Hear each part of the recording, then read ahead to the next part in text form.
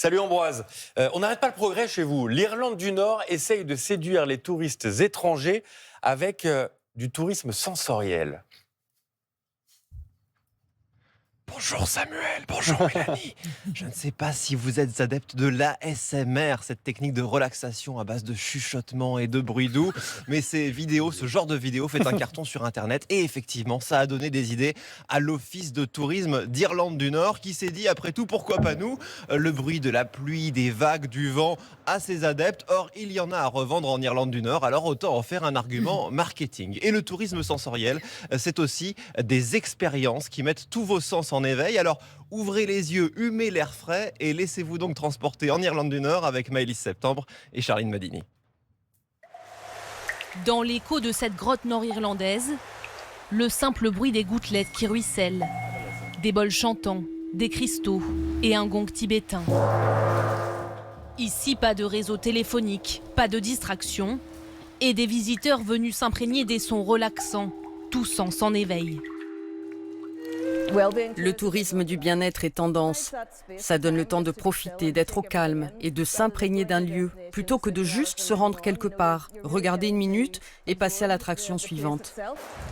Voilà la nouvelle stratégie de l'Irlande du Nord pour faire face à la baisse du nombre de touristes, au plus bas depuis 10 ans. En misant sur sa nature foisonnante et feutrée, Ressentez le doux silence. elle sort la carte de l'ASMR, cette sensation de picotement et de relaxation profonde provoquée par des bruits doux, pour se faire entendre dans le monde du tourisme. Et le secteur suit volontiers le rythme, comme ces hébergements transparents bercés entre forêts et lochs. Ce n'est pas juste voir, c'est aussi sentir, entendre. Dans ces bulles, on ressent les feuilles qui frémissent, la pluie qui tombe, tout ce qui nous entoure. Des petits sons qui font grand bruit. Sur les réseaux sociaux, les Nord-Irlandais se sont emparés de cette tendance. Avec parfois un brin d'humour très irlandais.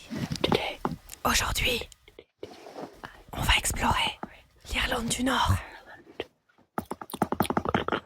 Mais dans les rues de Londres, l'idée donne très sérieusement des envies de vacances à certains.